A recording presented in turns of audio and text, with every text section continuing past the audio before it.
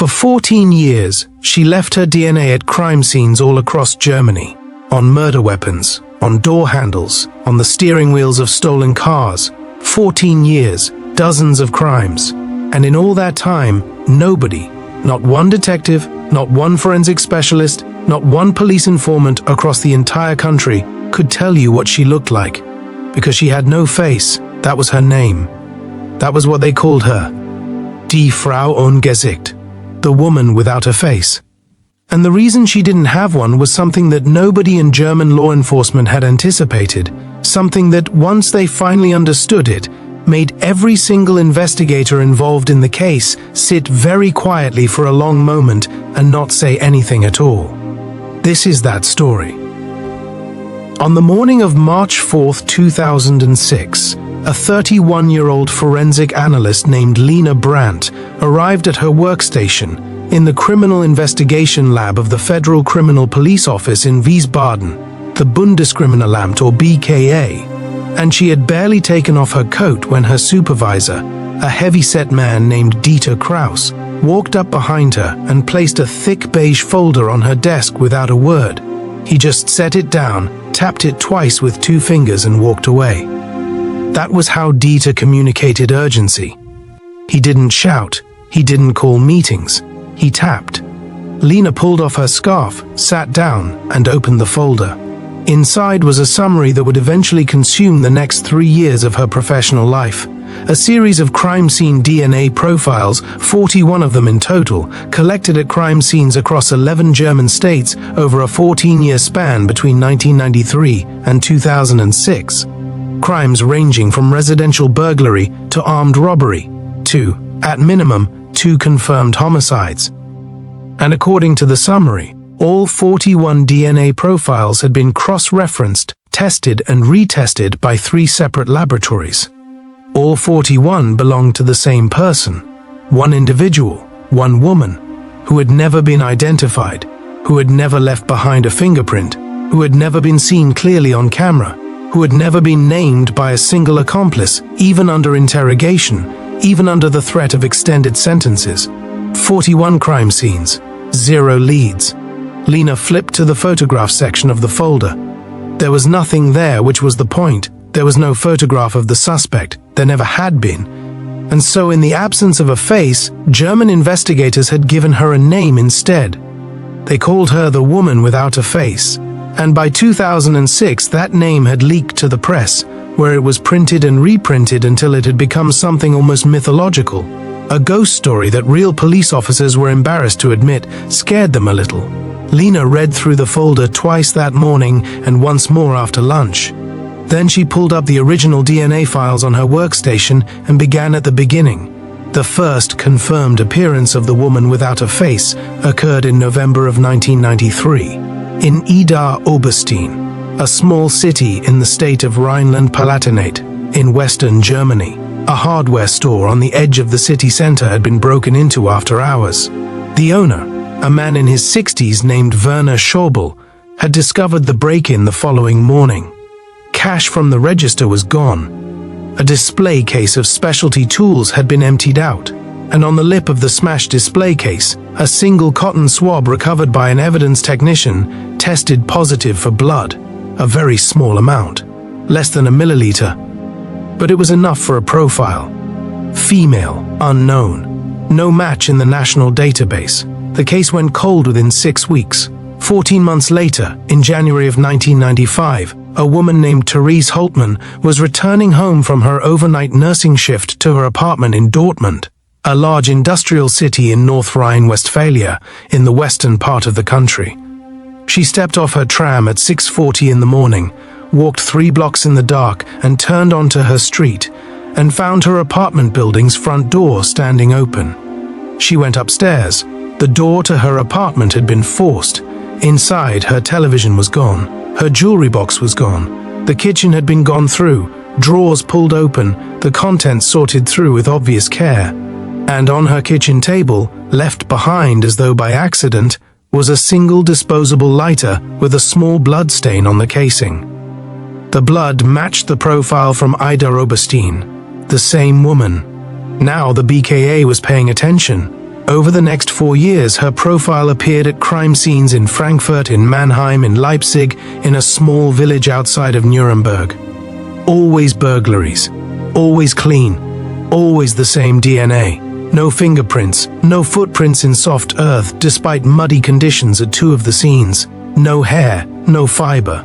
Witnesses at adjacent properties reported seeing on several occasions what appeared to be a man in dark work clothing, hooded jacket, trousers, boots, moving near the affected properties. Not a woman, a man, or at least something that read as a man to the people who glimpsed it. Investigators noted this and moved on. What they could not explain, what nobody could explain, was how a woman committed burglaries in the dark in residential areas across 11 different cities and left behind nothing but her DNA. Lena Brandt understood, as she read through case after case, that this woman was not careless. She was not a drug-addled opportunist who got lucky 17 times in a row. She was deliberate, she was methodical, and then, in late 1999, she became something else entirely. On the night of October 22, 1999, a retired postal supervisor named Reinhold Meck was found dead in his home in Saarbrücken, a city on the French border in the state of Saarland.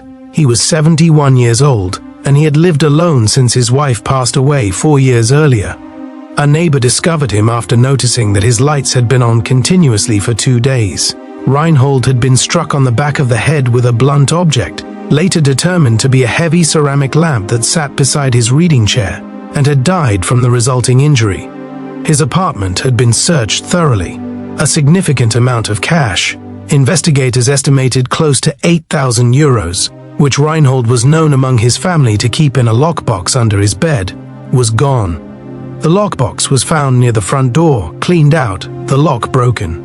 And on the windowsill of the kitchen, the point of entry, forensic technicians found a smear of biological material that matched the woman without a face.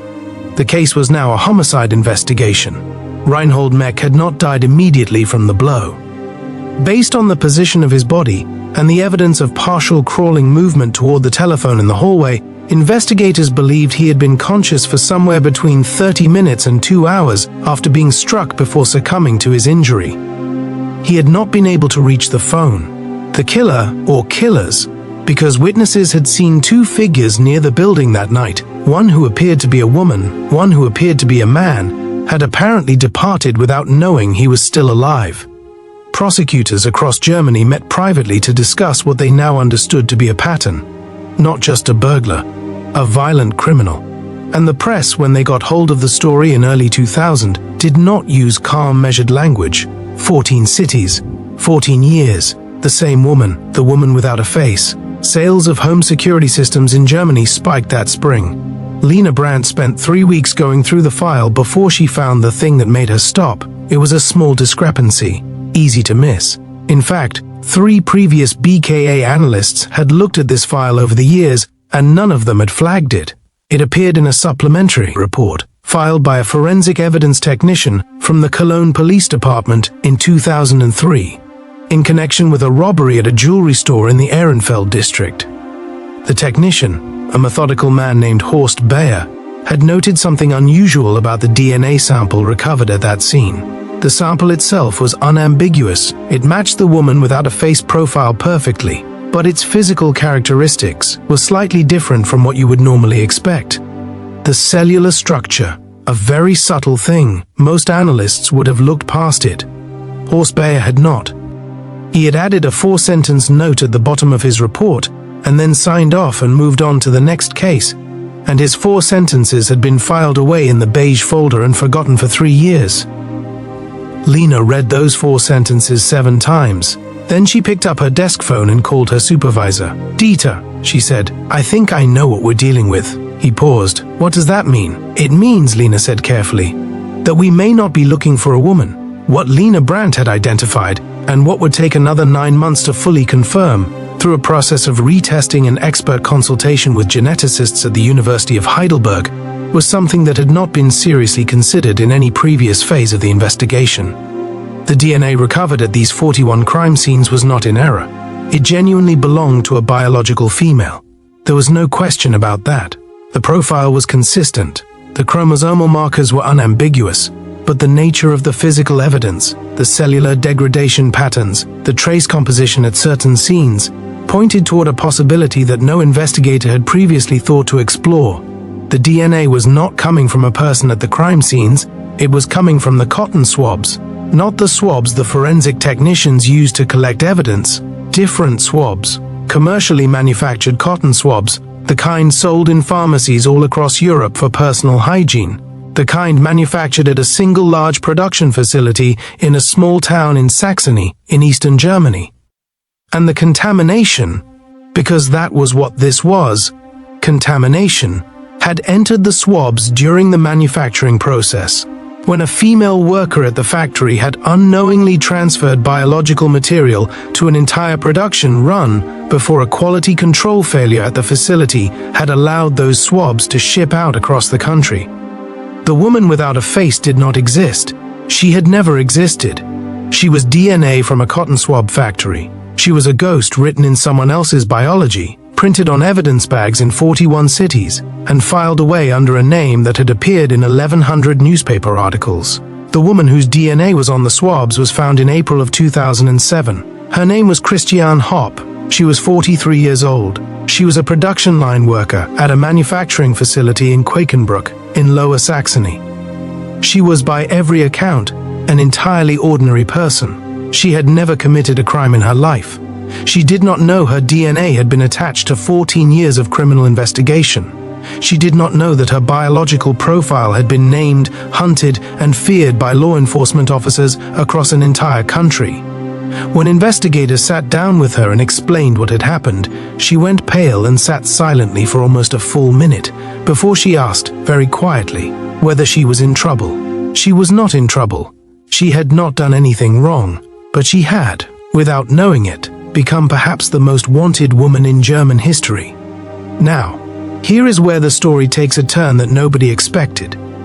Because when investigators began working backward, reviewing the 41 cases, now knowing that the DNA evidence meant nothing, that it was factory contamination and not a criminal's calling card, they quickly realized something uncomfortable. The DNA had been meaningless, but the crimes had been real. Reinhold Meck was still dead. The cash was still gone from 37 burglaries.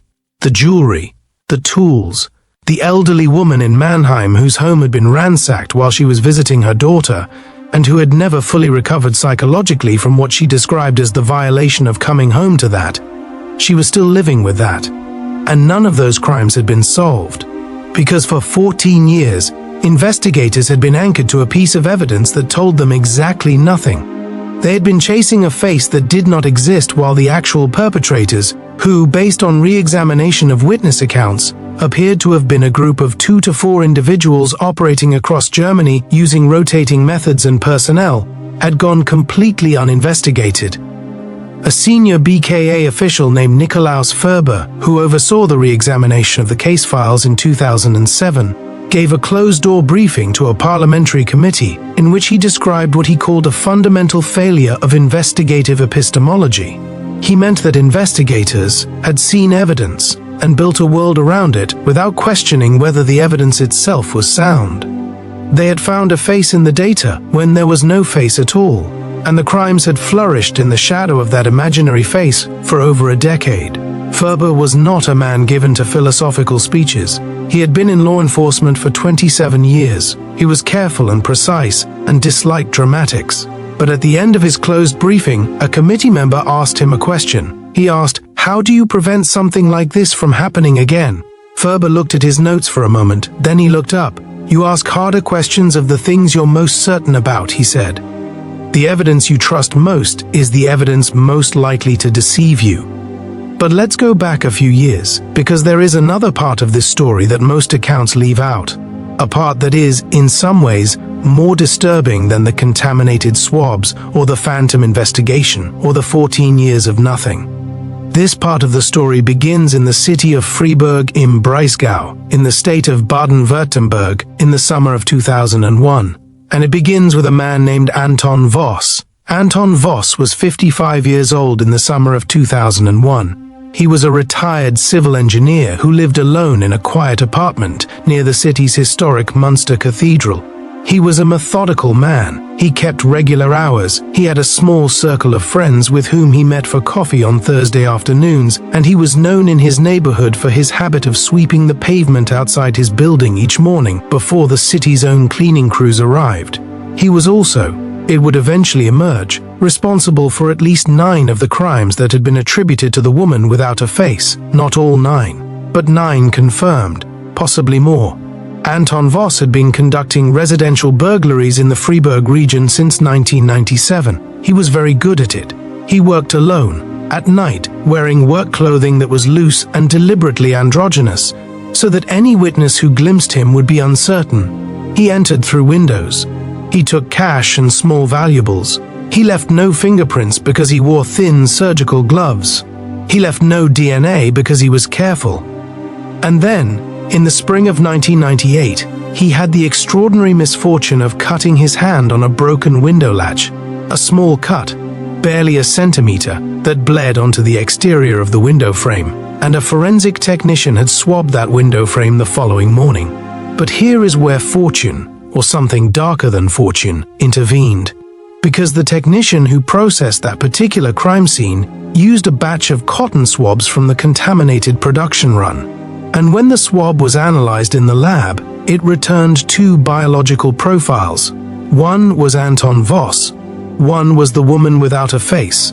Anton Voss's profile was in the national database. He had been arrested for a minor public disturbance 20 years earlier, and a swab had been taken as routine procedure.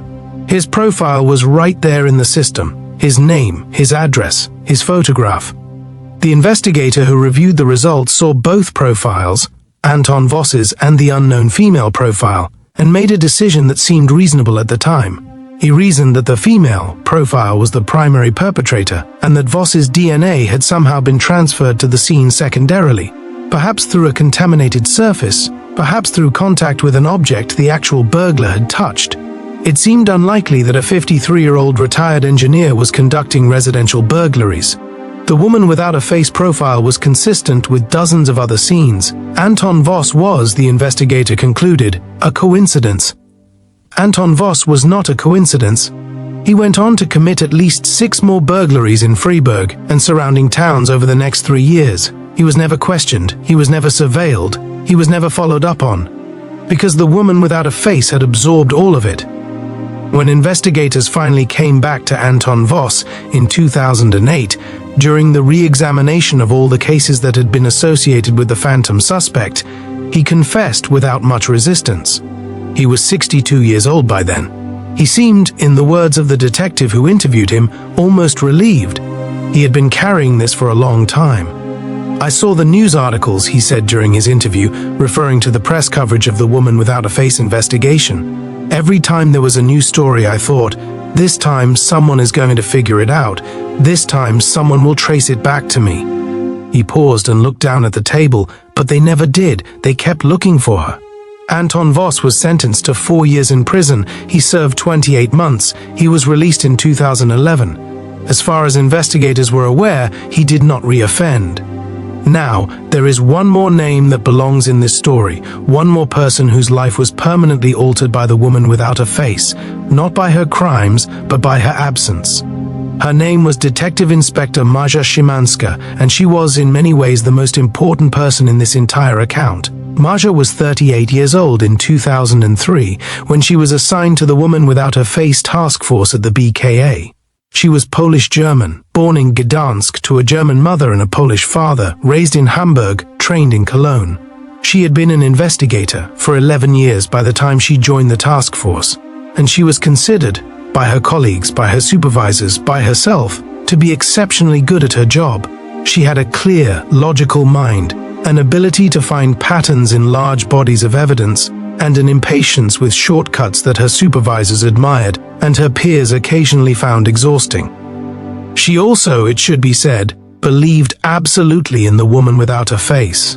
Maja spent 2.5 years on the task force before she left it, in the spring of 2005, to accept a position at a regional police department in Hamburg. She left because she had become convinced, truly, deeply convinced that she was close to identifying the suspect. She had developed a psychological and geographic profile that she believed was sound. She had a theory about where the woman lived, what her background was, how she selected her targets. She had presented this theory to senior investigators 3 times. 3 times it had been received with polite interest and no action. Marja left the task force frustrated and certain that she was right. She was, in fact, wrong. Not because her analytical methods were poor, they were not. She was wrong because the subject of her analysis did not exist. She had built a meticulous, intelligent, forensically grounded profile of a person who was a contaminated cotton swab. When the truth came out in 2007, Marja Szymanska was one of the last people to be formally notified. She received a call from Nikolaus Ferber's office on a Tuesday afternoon in August. The investigator who called her read through the relevant findings in a careful, measured voice. Marja listened without saying anything. When the investigator finished, there was a long pause on the line. "Are you certain?" Marja finally asked. The investigator said yes. Another pause. Then Marja said something that the investigator remembered and later relayed to a journalist who was writing a retrospective on the case. "I spent 2.5 years of my life looking for her," Marja said. "I missed my sister's wedding because I was reviewing case files. I broke off an engagement because I was obsessed with a case I could never solve, and she was a cotton swab." She said it without bitterness, without anger. In a voice, the investigator recalled, that was simply empty. Marja Szymanska went on to have a distinguished career. She rose to the rank of chief inspector in Hamburg. She became known for her work on financial crimes, a field very different from violent crime investigation. And she has spoken in subsequent years about that transition deliberately, about choosing to work in a domain where the evidence is, as she described it, more honest. Numbers, she has said, don't vanish. They don't evaporate into someone else's biology. She gave a lecture in 2015 at a law enforcement symposium in Munich on the subject of evidentiary bias, the psychological phenomenon by which investigators become so committed to a particular interpretation of evidence that they stop examining the evidence itself. Her lecture drew on the woman without a face case extensively. She did not name herself in the lecture. She spoke about it in the third person, as though she were describing someone else's experience. But she did end her lecture with a personal observation. She stood at the podium in the large conference room, in front of about 200 investigators and prosecutors and forensic specialists, and she said something that was not in her prepared remarks. She had just stopped speaking and was about to thank the audience when she paused and looked down at her notes for a moment. And then she looked back up. She said that there is a temptation, in investigative work, to be relieved when you find the thing you were looking for, to stop when the evidence lines up, to not ask the question that comes after the answer. She said that the woman without a face had taught her that the most important moment in any investigation is not when you think you've found what you were looking for, it's the moment right after, the moment when you ask, but could I be wrong? She said that question, that small cold question, should never feel settled. The manufacturing facility in Quakenbrück implemented new protocols for biological contamination control in 2008. The production line where the contaminated batch had originated was retooled entirely. The quality control director who had overseen operations during the period of contamination had already retired, and so he faced no formal consequences. The company issued a statement expressing regret. No legal action was taken because under German law the contamination, while negligent, did not rise to the threshold of criminal conduct. Christiane Hopp, the woman whose DNA had haunted Germany for 14 years, gave a single interview to a regional newspaper in 2009. She said she had found the whole experience profoundly strange. She said that when investigators first came to her house and explained what had happened, her first thought, before the shock, before the strangeness of it, before any of the complex feelings that followed, was a very simple, very ordinary thought. She thought, I hope my neighbors don't find out. She has not spoken publicly about the case since. The murder of Reinhold Meck in Saarbrücken in 1999 was eventually solved. It took until 2011. A man named Erwin Kaspar, who had been living in a residential care facility in Koblenz since a stroke in 2008, made a partial confession to a social worker during a routine check-in conversation. He had been one of 2 people who broke into Reinhold Mech's apartment that night. The second person, whom Caspar named, had died in a traffic accident in 2004. Caspar was 71 years old at the time of his confession and had no prior criminal record. He said he had been involved in the robbery, that the original plan had been only to take the money, and that he had not intended for anyone to be hurt. He said he had thought about it almost every day since. He died in the care facility in 2013, before charges could be formally processed.